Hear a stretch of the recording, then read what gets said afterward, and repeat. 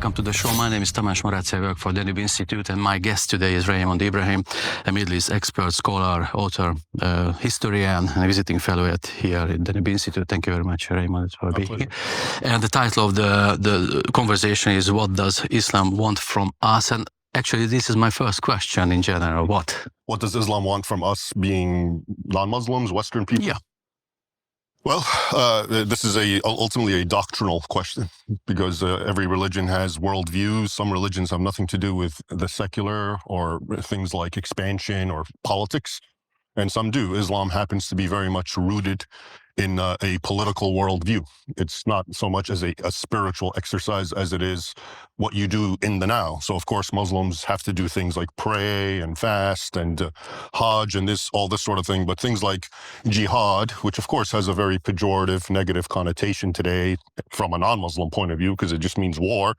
But from a Muslim point of view, it's seen as a good thing, because jihad is you're struggling to expand the beautiful rule of Islam into non-Muslim regions, which are considered living in, it's called jahiliyyah, which means ignorance. So my point is, Muslims see jihad as a good thing. We're helping you because you're an infidel, and we want to bring the goodness of Islam to you. And that has been always a part of the religion, doctrinally and historically. So I would say, based on the historical precedent, Islam, of course, conquered and expanded. Virtually the entire Islamic world today is on non-Muslim regions. Egypt, all the way to Morocco, Syria, the Middle East, Asia Minor, Turkey. All of these were actually older Christian regions than Europe, but they were conquered. Spain was conquered, Balkans, all the way up to Vienna. So that's what Islam has wanted. And now, of course, it's being facilitated by the West itself via migration and things of that sort. But ultimately, Islam wants, and there's a saying in Arabic, which is, Islam is not here to coexist or to be a second. It's here to take over and rule. And again, you can't understand this without realizing, from a Muslim point of view, this is altruistic, this is good, this is not an evil thing. So that's what I'd say they'd want. And there is one theory that, and I'm just wondering whether it's true or not, that the Islam itself is a religion of peace, and only the radical Islam poses a threat to the West. Is it true or not? It's not true. This is a Western-made construct that does not in any way, shape, or form apply to authentic Islam. Islam is Islam, and there is no moderate or radical. This is a false dichotomy that we've created to rationalize and make sense of Islam, because no one wants to accept that Islam is inherently, fundamentally radical. So what we do is we claim that the Muslims who do not practice Islam, who are basically secularized cultural Muslims and who are possibly assimilated, but they're not really being Muslim. We say they're moderate Muslims. They're actually just secular Muslims, cultural Muslims, nominal Muslims. Then we say the Muslims who truly practice Islam, we call them radical. Okay, but the religion itself is radical. Because, like I said, for example, punishing up to killing the apostate, the Muslim, if you're born into Islam, you're a Muslim. The Muslim who tries to leave Islam becomes a Christian, for example. Yeah, that's part of the religion. Muhammad himself says it. It's part of the law. That's just one example. Polygamy, okay, concubinage, sexual enslavement of infidel women during warfare. All of this is completely part of the religion. So when a Muslim does that, how is that radical? It's just the religion is radical. But again, this is a false construct that Westerners have made to make Islam more palatable to them. So it's interesting, you claim that if a Muslim believer takes the Quran and the Hadith very seriously, as a word of God, it commands you to act in this way, and you have to do this way, cannot be a moderate man. As a religious man, not by what Western people mean by moderate. Moderate essentially means, from a Western point of view, that you can you can assimilate and live with sincerely Western secular laws. Well, Islam is its own law. We hear about Sharia law all the time. Well, Sharia is basically Islam. Islam is just the name of the religion. Sharia is how you live it. And so Islam basically has its own laws for Muslims, and many of these do contradict what we would call Western law, secular law. Okay, if you're a Christian, if you're a Jew, and you live under an Islamic rule, you don't have equal citizenship rights. Of course, that contradicts the Western paradigm. That's another example. Women don't have equal rights. It's open. In courts, a woman's testimony is not equal to a man. Okay, so these sorts of things, again, that's not radical, that's just Islam. But this is why, but people are just, they want to insist that there's a difference and only a few minority are doing this sort of thing. And I don't know what the number is. Maybe they're not the majority, but the point is, when Muslims follow what we call radical, they're not being radical, they're just being pious. I see. Masses of Muslims live in Europe now by migration and the demography. They are overgrows, their population overgrows the European white population, original population. And many of them try to integrate into the society which accepted them. But in your claim, it means like the true Muslims, they don't even want to integrate into societies because they don't want by their religion respect the Western values and traditions. Is that claim true? Yeah, that's the claim, but it's very nuanced and one has to understand. So I'm not saying that this is a DNA thing. I'm not saying if you're born Muslim that you want this. There are people who are named Muhammad and they do live a secular life and they can potentially assimilate. But then there are others who are named Muhammad and they follow the Prophet Muhammad and they don't assimilate. So in the end, this is why it gets tricky. It's in the religion. The question is this person following their religion or not? And we can say this about Christians and Jews and other people of every religion. You have amongst the Jews the ultra-Orthodox, and then you have the Reformed secular, right? Obviously, the Reformed secular can be assimilated wherever, whereas the ultra-Orthodox might not. Same thing with other religions. So this isn't something peculiar to Islam. You always have the group that follows it and the group that's, prioritizes living and getting by in their society.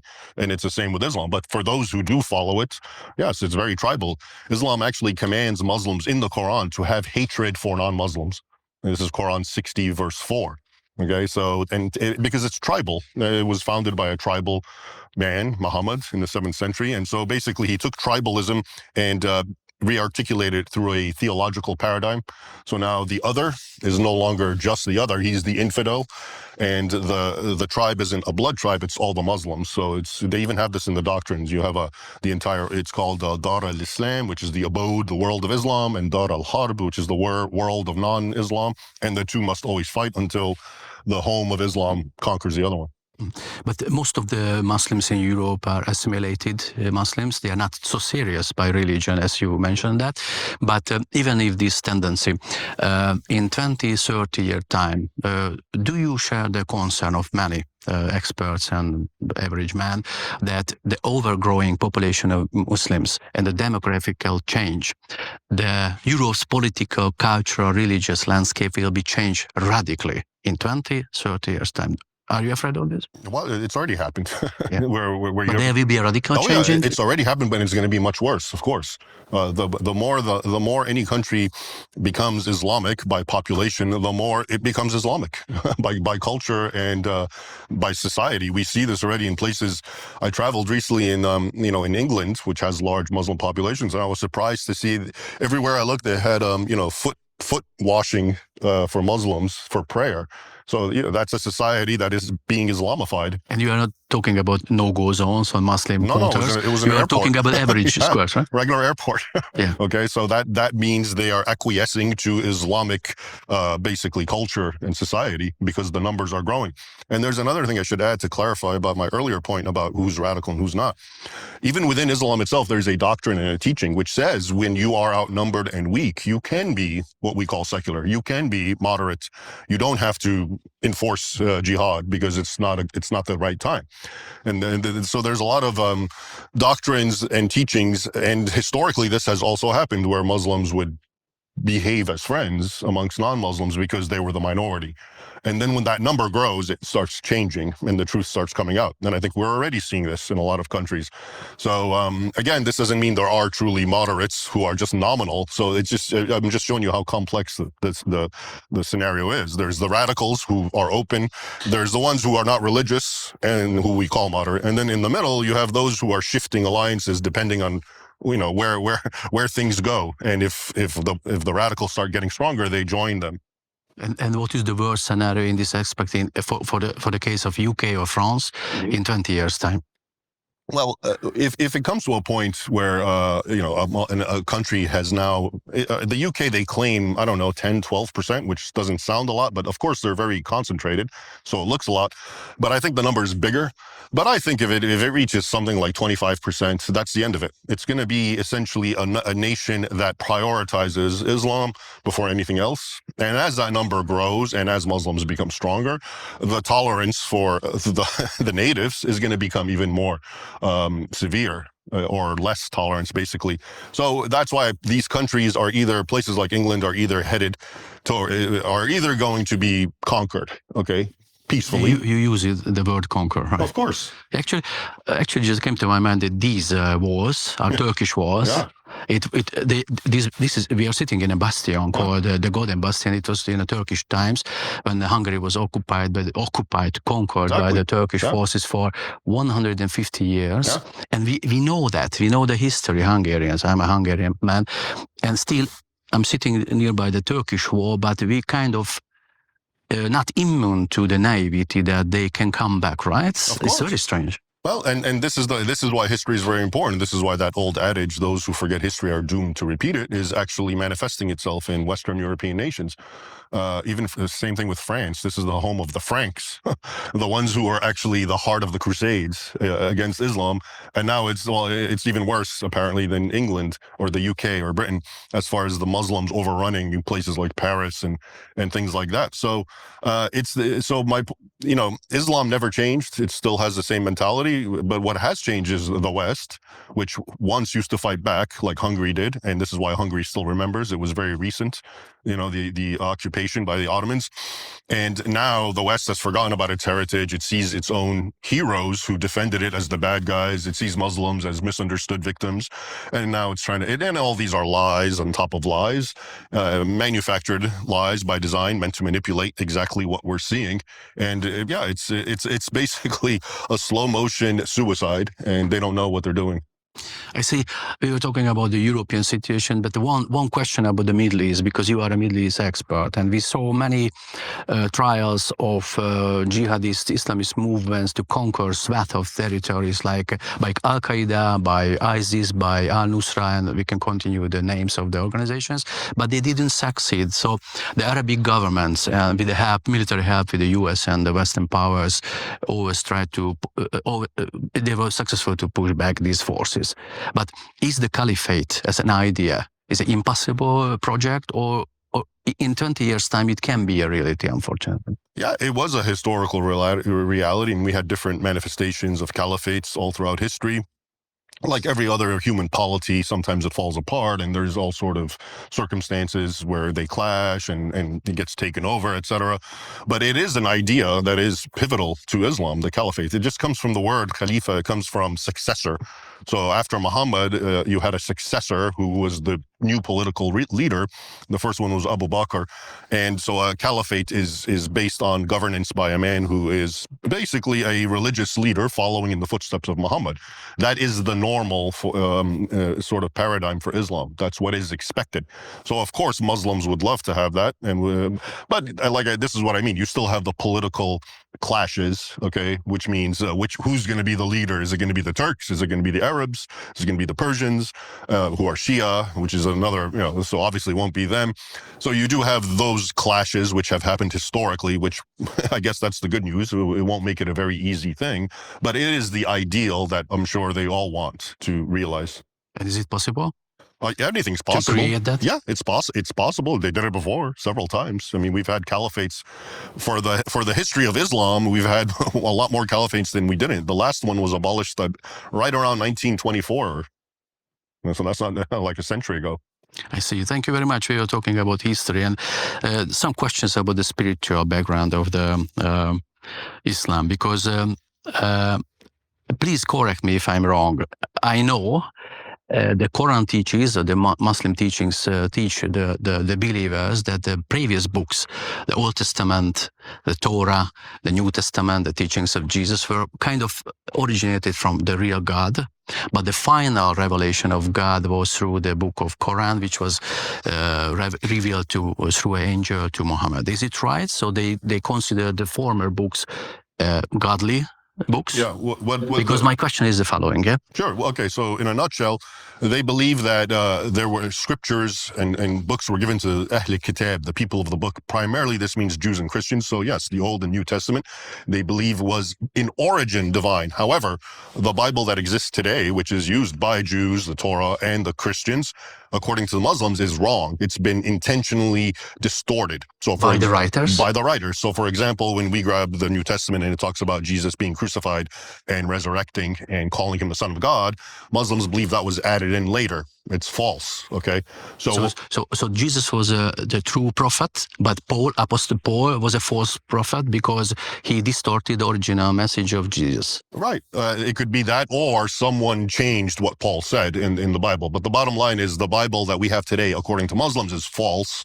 Okay, it was originally true, but the core teachings that we have are been added later. So the Quran, which wasn't a book revealed, it was a recitation from the angel Gabriel to Muhammad, it was supposedly the new correction, bringing it back to the way it was. Okay, so now when you look at the Quran and you read it, and it talks about everyone from Abraham and Moses, Adam, all the way to Jesus, it talks about them, and there's some similarities with the Bible, but then there's a lot of differences. So the differences, according to the Muslims, is yes, this is the correction because what you said is the wrong thing, and so Muhammad came to bring it back to the truth. Yeah, my original question would be that how can the Muslim imams or teachers resolve the contradictions between the older books and the Quran? But you answered the questions that this is this isn't a methodical science, because they'll look at the older books, and no matter how old it is, they'll say, okay, it was distorted 1,500 years ago even. It's still wrong. Yeah. And so the Quran, makes it even worse because the Quran is written much later, and there's a lot of problems with how the Quran was written, and there were different versions, and they ended in one caliph burned most of them and kept one. So there's all sorts of problems with the Quran itself. And talking about distortions, there's a historical distortion. I'm telling you a personal story. And 10 years ago, I was shooting a documentary in Jerusalem, and mostly from the aspect from as the Palestinians see that. And I had a Palestinian driver, and we were driving through the Mount of Olives and looking down to the Temple Mount. We saw the Al-Aqsa complex, which is the foundation is a Herodian temple, the Jewish temple. And I told the driver that, look, you are not believing the artifacts, but these stones are originated from Jesus' time, from the Herod temple. And he told me that absolutely incorrect. This is Jewish myth. And I told him, connecting to the previous question, that you believe that some parts of the New Testament are true. Jesus is a true prophet. And Jesus was quarreling the Jewish leaders in the temple. The New Testament says. So these are the stones by the architecture. I mean the experts. These are the stones when Jesus was there. And Jesus was a true living person. He was a true prophet. So he was there. So it's Jewish stones. And he told me this absolutely wrong question. I'm not surprised. He didn't like the question. So what's your perception of it? It's just indoctrination, because they're taught when they grow up as children in the madrasas that, okay, anything the Christians and the Jews say to you, it says this in the Quran. It says the Christians and the Jews will not be happy with you, Muslims, until you believe what they believe.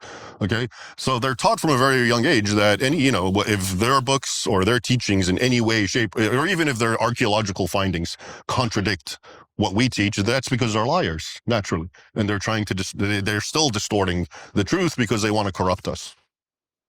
Do you believe that there will be a generation, maybe this generation, the young people in Palestinian territories, in Arabic countries, even in Israel, that they can overcome this kind of denial, miseducation, a lot prejudice? Of people. Yeah, a lot of people. There's many people who convert out of Islam. Some become Christians. Some become atheists. This is a real phenomena as well. So this is why it's a mixed bag. It's never so easy. It's not all of them are this or all of them are that. There's lots of things going on. At the same time, there's Westerners who are converting to Islam because they're not satisfied with secularism and materialism. And so in that way, they're gaining ranks that way too. So, Islam itself, Islam is built on a house of cards, which is why they have laws against what's called blasphemy and apostasy. Blasphemy is essentially anything you say against Islam is blasphemy. Going in front of Muslims and declaring Jesus Christ as the Son of God is blasphemy because Muhammad says the opposite, and you're saying he's a liar. So everything has to be contained, and you can't question it, because once you really start looking into the history of Islam and the way the Quran and the Hadith were put together, it starts falling apart, because there's a lot of question marks, a lot of missing data, a lot of counter narratives to what Muslims are taught. Ibrahim, Raymond, you just told me that some Muslims find other religion and leaving the Islam, which is a dangerous thing by the Islam itself. I don't know whether you met Mossab Hassan Youssef, the son of the Hamas founder. It's called Green Prince. You know him? Or I think I'm aware of him. I don't think I met him. But I read his book, and I actually 15 years ago I had the chance to interview him, and he told me, and it is written in his book, that the reason he changed religion, became a Christian, was one sentence in the New Testament, and I'm wondering what his perception of this. And he quoted one sentence from Jesus: "Love your enemy." And he told me that from growing up as a Muslim, a radical Muslim family, a jihadist Islamist family, hate your enemy was a main teaching of the foundation of the religion. And he told me that love your enemy is so irrational for a Muslim mind that he needed to think about this for months.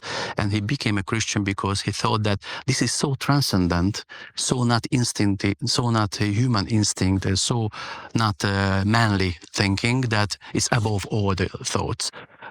Have you met this kind of conversion stories before? Oh yeah, and it makes perfect sense, because the thing about Islam is, if you look at it, it's very man-made. The earliest Christian theologians, from all the way from, St. John of Damascus all the way to Aquinas, when they studied Islam, what they understood is this man is an imposter who created a religion that gives men what they want.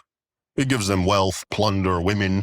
Okay, you can exercise your anger. You can go kill. You can, subjugate, conquer, seize women, seize property, and then you're a good guy and you go to heaven. So it was seen as a man-made religion. So it makes perfect sense. But of course, man-made religions do not necessarily bring the satisfaction of the soul that Christianity would. Even though, as you were pointing out, Christianity, its teachings are counterintuitive to the human mind, and that's what makes it divine. Hate, love your enemy. Who can think of that? That's so counter to how we naturally are. And so when you have a religion that says that, and you think about it, and you do it, and it's a satisfying, elevating, edifying experience, then you start, I think, appreciating the truths of that religion versus the other. Raymond, we came to the final point, and my last question is about the future, because there are some prophecies in the Quran, there are some prophecies in the Bible, and there are parallelism. Actually, I'm taking the third religion, Judaism, too, because it's about the Messiah, the person of the Messiah, because I see that I'm familiar with the Jewish point of view that the Messiah will come, and as a Christian I'm familiar with Jesus' position. This is the second coming of Jesus as a king. But the Muslim version of this, the Mahdi problem, is there any parallelism with the three types of Messiah will come, differences, similarities? Can you explain this complex situation? Sure. Well, the similarities, again, and people who try to connect and show you how Muslims love Jesus, as Tucker Carlson famously said, some of the similarities are they believe that Jesus will he will come during Judgment Day. He's a major role. He's going to fight the Dajjal, who's like sort of if you want, an antichrist figure, and I believe he'll kill him. And so that's one aspect where you can see, but the differences are just that. So other things that Jesus will do when he comes is he will break all the crosses, kill all the pigs, and cancel what's called jizya. Jizya is in the Quran 929, which says fight the people of the book, Jews and Christians, until they either convert or pay jizya, pay tribute, and live as second-class citizens. So by canceling that, Jesus is basically saying now Christians and Jews have to either become Muslim or die. They can't pay anymore. Okay, so this is again an excellent example of how different, the Jesus and all the prophets in Islam are from the biblical version. He's breaking the cross because he wants to show all the silly Christians he was never crucified and he never died and he never was resurrected, because that's what Islam teaches. And he's killing the pigs because Islam is halal, it's kosher, it doesn't eat pigs, and doing that. So, but also the Mahdiism, the Mahdi is the guided one. He also comes in and brings some sort of rule, Islamic rule to the world. It's actually not unlike, I would say, Christianity and Judaism. It's not a very clear vision. It's just very snippets and ideas from Hadith. This isn't in the Quran, and it also depends if you look at the Sunni or Shia version. I see. So there is a clear contradiction between the two, the Judeo-Christian tradition and the Islam perception. So they are not waiting for the same guy. No, they're not. They're not waiting, for Jesus. I mean, the Jewish Messiah, we don't know who that is. And, but they're waiting for Jesus in a different capacity because he's a prophet, but he's not coming to judge as the Son of God. Far from that. He's coming to actually punish Christians. I see. Raymond, thank you very much for the deep analysis. Thank you for being here. Thank you. My pleasure. And thank you for watching us. Bye-bye.